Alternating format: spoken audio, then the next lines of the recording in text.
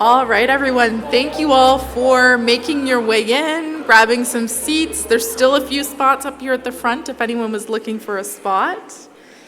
So good afternoon. Thank you all so much for joining us, not only in this session, but today here at EA's user conference. My name is Jennifer Robbins. I am the tourism lead here at EA, and I am incredibly honored to be introducing our next speaker. So today we have Sam Macmillan joining us from Tourism Calgary. He is the Director of Marketing. And really his job is to drive growth of visitation to Calgary's $3 billion tourism industry. Yes, tourism is a huge economic driver in this country.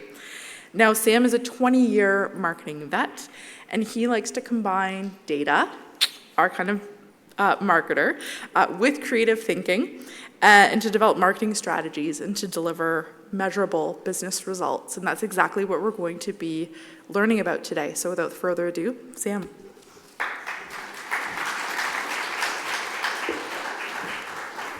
All right. Good afternoon, everyone. I know that I'm the guy between you and the next break, so I'll try and keep us on time here. Just really quickly, by show of hands, how many of you are in the tourism industry? Oh, okay, not as many as I thought. Okay, I'll make sure to add some context to what we're going to be talking about. And then other question, how many of you are marketers? Okay, and how many of you are on the data business intelligence side of the fence? Okay, I have a confession to make. I'm a marketer that secretly wishes that he was a data analyst, which I'm sure the data guys in the room are going, oh God, another one of you. But I do want to give a really quick shout out to the Environics team because at Tourism Calgary, we don't actually have a business intelligence function nor any data analysts. And they were integral to helping us navigate through this journey of going from generic insights all the way to data-driven insights. And I'm really happy to report we've got some fantastic results to share today. So to give you, for those of you that are not in the tourism industry, to give you some context, Tourism Calgary's mandate is to promote Calgary as a primary destination of choice. And so we market regionally, domestically, internationally, primarily to leisure travelers, as well as to event planners looking to bring meetings and conventions into the city, as well as to sports and major events. So, I gotta move my thing here. There we go. So one of the things that we struggle with quite often as a DMO, a destination marketing organization, is the fact that we don't have the cash register. And so oftentimes with other businesses where you have revenue to be able to associate to performance, we don't have that. And so oftentimes we have to rely on our partners or rely on other metrics in order to determine what performance looks like.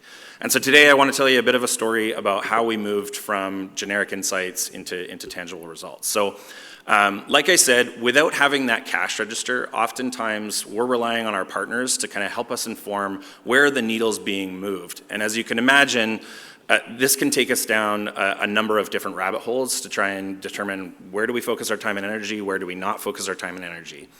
And when I first started at Tourism Calgary, this was 3 years ago, what was really interesting is that we had two primary segments that we looked at. We looked at what we called our curious adventurers, which were effectively people that didn't necessarily know a lot about Calgary, but were looking for some kind of adventure that they hadn't previously discovered. And then we had our highly familiar audience. And so these were people that were familiar with what Calgary had to offer, and we wanted to maintain that kind of top of mind type of exposure. If I'm being completely honest, and to kind of pull back the curtain here a little bit, the reality is that even though these segments were derived from Destination Canada information and Travel Alberta information, realistically the way that we looked at these was through more of a geographic lens. So our highly familiars were really our regional audience, primarily coming from Alberta, British Columbia, and Saskatchewan. And our curious adventurers were more of that longer haul traveler coming from Ontario, Quebec, and further abroad. And so, again, to be honest, oftentimes as marketers, I think that we all got briefed on these segments when we first started, and then they went into a shelf and we very rarely looked at them again. And so we would kind of post-rationalize what we were doing through a lot of our marketing measures. And so again, without having that cash register, the things that we leaned on most heavily were things like click-through rate, website traffic, external part referrals, those sorts of things. And so this was a real challenge. We wanted to do better. So at the end of 2023, we were fortunate enough that Destination Canada provided us with an opportunity through a co-marketing partnership to gain access to Environics, and we were over the moon excited, specifically because we wanted to be able to go further in terms of our segmentation efforts and hone in specifically on that Calgary audience. Now, again, we've got a ton of data from Destination Canada and from Travel Alberta, which is fantastic, but we wanted something more specific to Calgary. Even more so, one of the things that really intrigued us was mobilescapes and the ability to geofence specific areas of the city, highlighting all of the areas specific to tourism that we wanted to hone in on and see who is going into those areas. So we're really excited to partake in this, and we signed up for a 1-year contract. So in 2024, our first output was 6 brand new segments, specifically looking at holistic travel into Calgary as a city. And straight out of the gate, there was immediately insights that challenged some of our assumptions and in some cases reinforced some of our assumptions. I'll give you one really tangible example. When we looked at one of the core segments that made up our regional demographic, what was really interesting is that I remember reading some of the value orientation with this group, and for lack of a better description, this was a group that was highly resistant to change.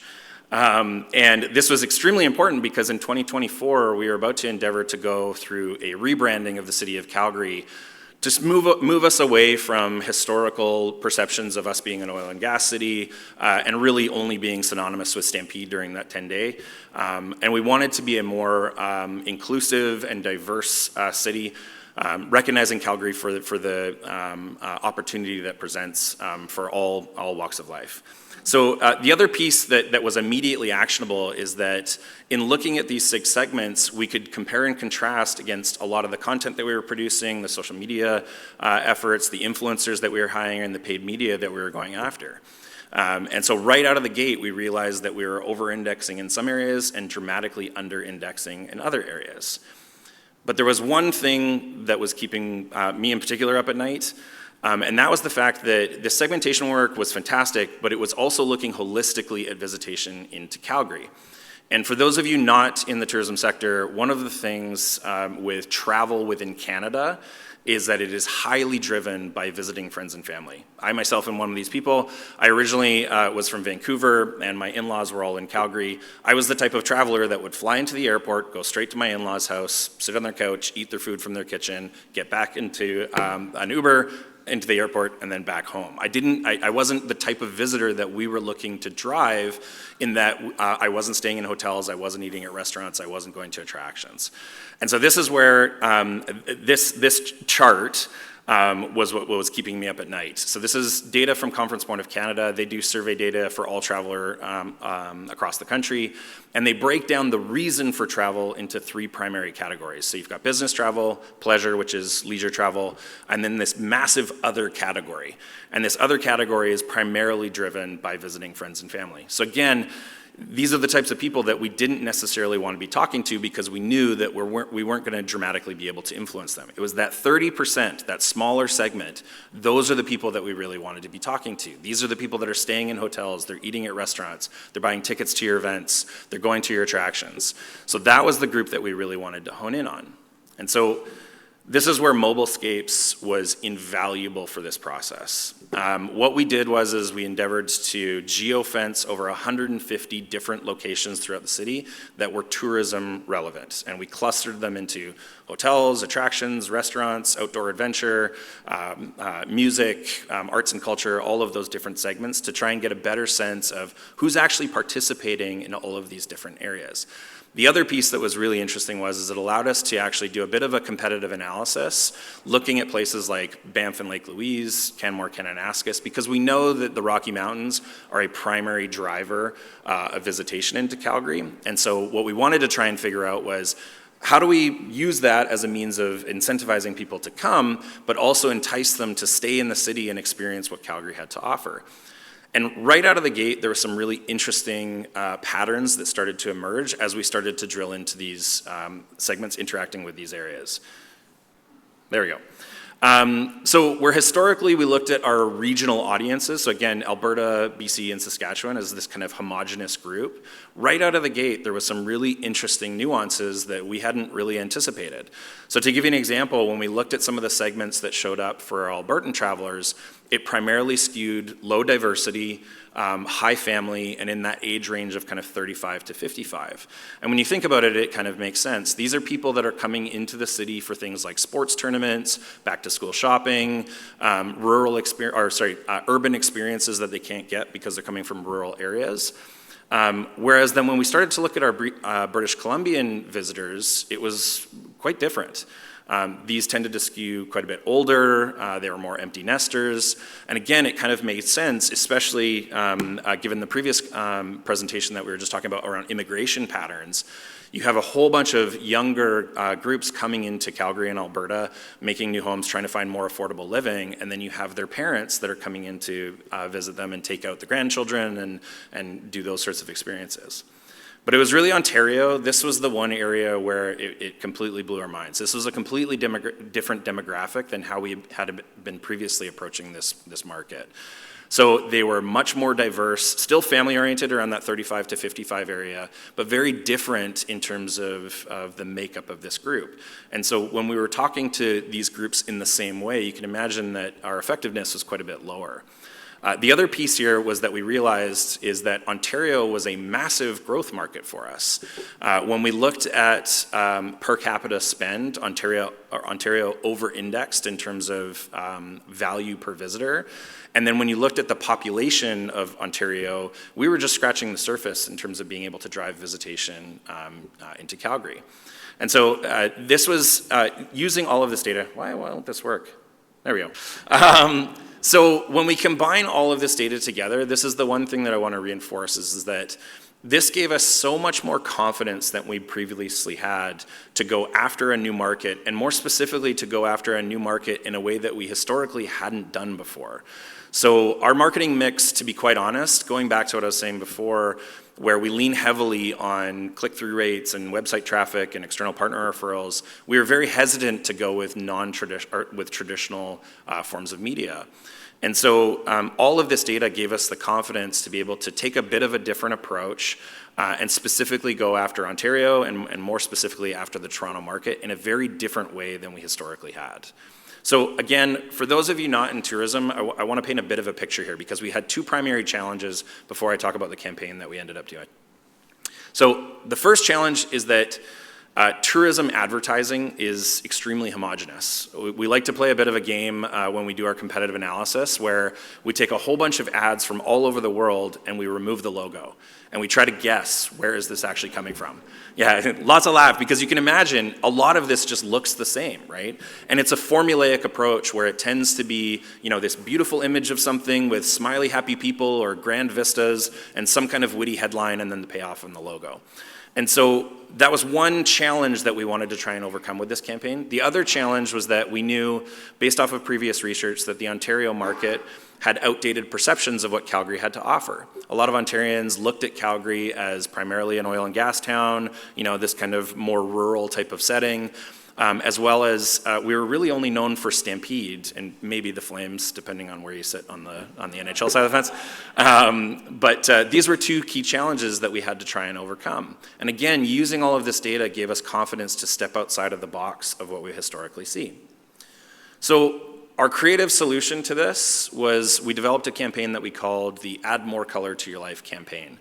And so this was a complete departure from traditional tourism advertising in that we tried to create a bit of a journey that first started with curiosity, then with engagement, and then revelation. And so what was fantastic about this is that we combined a whole slew of different colors with some headlines that associated with experiences in Calgary as a means of kind of painting this mosaic. We tried to lean into this idea of, for any of you that have painted your homes when you go into Rona or Home Depot and you're faced with that paint swatch stand, and it's like, oh, what could this look like? This was kind of the type of inspiration that we were looking to create. But here's the kicker. What we did is we took all of that Prism data that we had derived from our Mobilescapes work, and we made sure that we applied all of the different colors and the headlines and the experiences that we wanted to try and highlight based off of all of that data. So we quite literally painted the town red, or painted the town multiple colors, just right down the street at Dundas Station. So we did a complete station takeover, and leveraging all of the Environics data, we created over 90 different color swatches. We used out-of-home placements, so static out-of-home placements, as a means of kind of breaking through the clutter with this mosaic of colors. And then we used our digital out-of-home to pay off with full motion, the traditional tourism approach. We also then geo-fenced Dundas Station to make sure that we were targeting from a digital perspective, all of it driving back to a microsite that allowed you to engage with all these different colors, discover what experiences were associated with them, and ultimately be incentivized through a chance to win a VIP trip to Calgary. And so I'm just gonna I'm gonna cue you up here, we'll play a brief video here to show you what this looked like.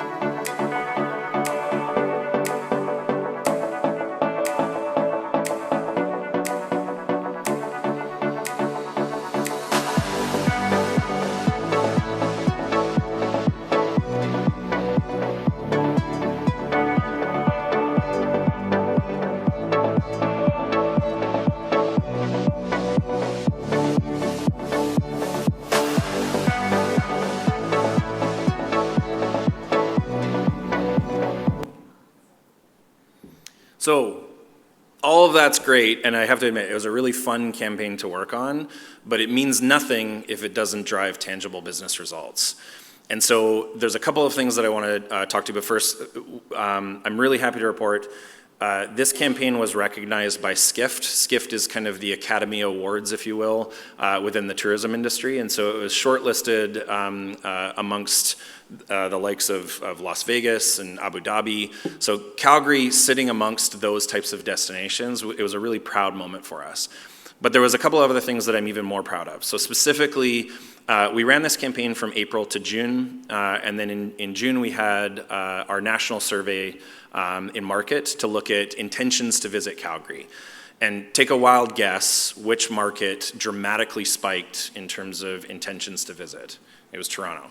So that in and of itself, that's one of our primary measures that we look at as an organization. And then of course, there was a number of other metrics that we looked at from a marketing perspective. We had a great amount of contest entries. We had fantastic click-through rate of our ads, lots of page engagement. And ultimately, when we looked at visitcalgary.com, visitation and searches for Calgary-related search terms, specifically from the Ontario market, grew substantially during the campaign period. But there was one cherry on top that actually just came 2 weeks ago where Jennifer shared some insight looking at their visitor view product. And this is something that I'm extremely excited about to dig into deeper. What we saw was Toronto in particular saw double-digit growth from visitation. So this is a tangible visit into Calgary in June and July. We saw double-digit growth there. So that sits within about our booking window of 30 to 60 days post-campaign. So we are over the moon excited about that, about being able to tie the work that we're doing much more closely to an actual visitation, and ideally to be able to ring the cash register of our partners. So all of this we're super excited about it and can't wait to go further. I feel like the running theme of today has been we're just scratching the surface, so really excited. So, come on. There we go. What's next? The big thing is 2024 was all about kind of digging into the data, creating those segments, understanding how we could leverage it. 2025 turned into action, and now the remainder of 2025 is all about how do we scale that. So we're looking at incorporating our Prism profiles into our programmatic digital buys, and we're going to be doing some experimentation around can we drive greater performance using those profiles rather than our affinity audiences. We're also looking at tying much deeper into the Destination Canada segments and honing in specifically into what makes, or what are the specifics with the Calgary market that we can dig into.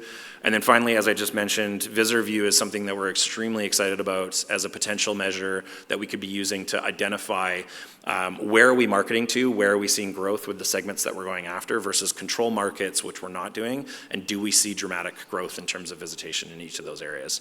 So overall, again, I just want to say a big thank you to the Environics team. You've been fantastic to work with. Drew, thank you for making me feel like a data analyst at times. But yeah, overall, I can't say enough. We're excited about where we were to now where we are, and we're just started. So thank you very much, and open to answering any questions.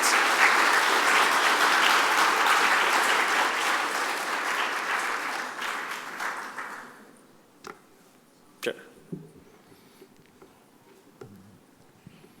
First, I want to say that's a beautiful marketing campaign that you guys did in Dundas. Thank you. So congratulations. How long did you run the campaign? It was a 6-week campaign, so we ran, to be quite honest, our budgets are very small, and Toronto is a very expensive market. So we tried as best as we could to stretch our dollars, and so for 6 weeks. But again, the performance of this campaign, we've turned it into a business case to go, we need more marketing dollars. I can't remember which presentation was, but they talked about how marketing dollars continually get cut. And so this was a primary use case that we were able to take during the business planning process. And so I'm happy to report that we should be getting more marketing dollars in 2026, and we're going to do it again.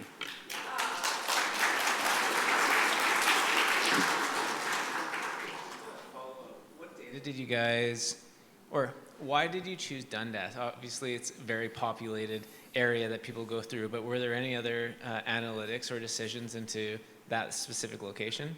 There was. Again, to be honest, cost played a factor there. I think Union is the highest trafficked station. I think Dundas is around third. And so there was a bit of budget consideration there. But we also recognize that by going after Dundas Station, it also exposed us to a lot of visitors to Canada as well, Dundas being kind of a primary source for people. So we got a bit of extra bang for our buck in terms of not only targeting Torontonians, but also getting some additional exposure to US and international markets as well.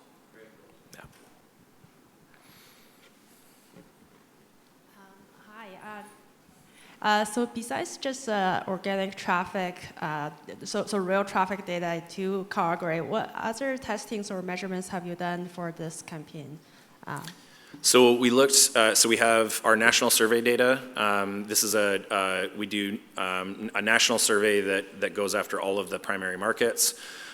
We look at our marketing measures. So we look at campaign performance as well as just traffic to our website. We also look at what we call search visibility increases. And so whether or not people actually go to our website, are the searches for Calgary-related search terms increasing? And then the last one was just something that we're just starting to dig into, which is the visitor view information. So when we look at things like, we have other data that we look at that informs visitation. So we look at things like hotel visits, short-term rentals, visitor spend, things like that. The challenge with that data is that it's somewhat removed from our marketing efforts. So we might see those numbers go up, but our ability to be able to attribute, we did this and it resulted in that, is sometimes challenging. And so this is where being able to tap into this data and go, no, we specifically targeted these demographics and we saw an increase in those demographics arrive. It helps us to kind of sift through a bit of the noise where it's, sometimes we'll get the excuses of, oh, I'll give you an example. In June, we hosted a Rotary International, so a massive amount of Rotarians descended on the city. We also had G7, and then obviously in July we had Stampede. Now, all of those things, it's an easy way to go, yeah, it wasn't your marketing, it was all of those things. But the fact that in Visitor View, we were able to see, no, in Toronto in particular, we saw double-digit growth where we didn't see that same kind of growth in other areas, makes it much easier to form the argument to go, no, our marketing is having an impact and it's contributing to these results.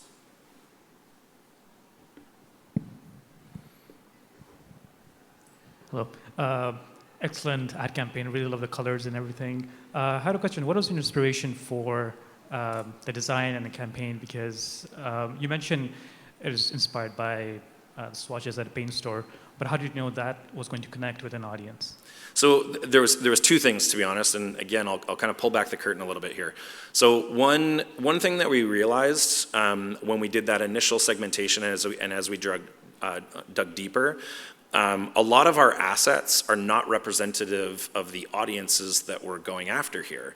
And so there was a little bit of using color as a means of for lack of a better description, or making it more accessible to broader audiences, rather than featuring certain demographics, or worse, where you're trying to paint all demographics and then it really doesn't mean anything to anybody. So that was one area. But then the other piece of it is that we felt that by using the color treatments, like I said, we wanted to first spark curiosity around like, oh, what is this color? And then move them through that journey of discovery, what that experience was, and then the revelation of being able to go, oh, that looks like something that I'd like to participate in. So all of these things, all of the colors in the development of what colors we picked, as well as the experiences, and oftentimes the experiences were predicated off of what was a color swatch that we could pull off of that experience. But the experiences and the way we articulated them was derived from the prism profiles that we were looking at, and it was a lot of, to be honest, manual work of just kind of going, okay, do we think this would resonate with this audience, and do we think that headline kind of makes sense, and all that sort of stuff. So this is where I think in terms of next steps, we want to try and get better at exactly that. How do we refine the messaging that we're putting forward? How do we develop more assets so that we can be more inclusive and more targeted of the audiences that we want to go after? So yeah, all of that is, this was kind of the first kick at the can, if you will, and now it's about how do we continue to evolve and get even better.